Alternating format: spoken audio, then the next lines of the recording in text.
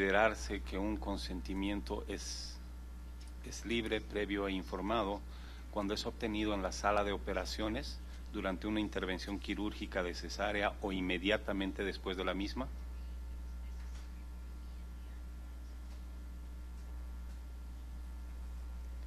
The human rights bodies and international medical standards are clear in the context of the cases that I described that sterilization is never an emergency procedure, ever, if it's to prevent a possible future pregnancy, because a pregnancy is only a possibility. It is a theoretical possibility of something that could happen in the future. And even if the woman decided, even if there was a real threat, that there was a medical necessity, she could always decide not to undergo the sterilization. It's her risk to take so long as she's fully informed of those risks.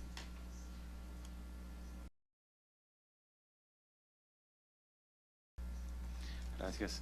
Cuando en una intervención quirúrgica se encuentra un factor de riesgo que haría que en un futuro embarazo la paciente pueda perder la vida y esta sea una verdad inexorable, ¿se podría omitir la obtención del consentimiento informado para realizar la esterilización?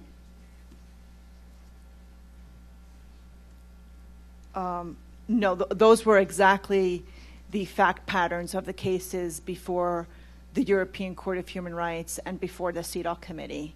That in all cases, it was claimed, and in some cases, or maybe in all of them, in fact, it was true that there could be a serious risk to the patient's harm, to the patient's life or health if they became pregnant again.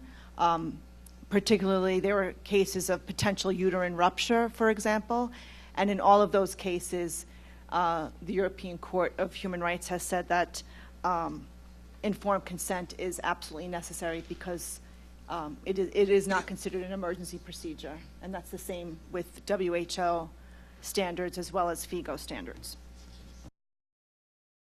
Solamente dos preguntas más. El día de hoy hemos escuchado de que se llevó a cabo un procedimiento para la obtención de un consentimiento informado aproximadamente en 10 minutos. ¿Usted considera que ese es el tiempo suficiente para prestar y para lograr un consentimiento informado?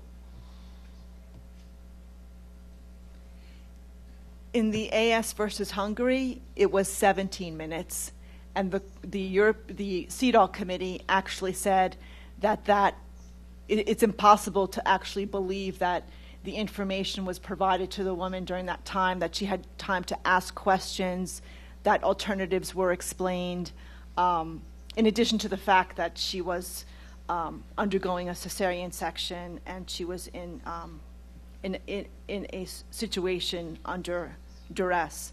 The European court cases, some of them took as long as 2.5 hours, and the European court said that also was not a sufficient amount of time.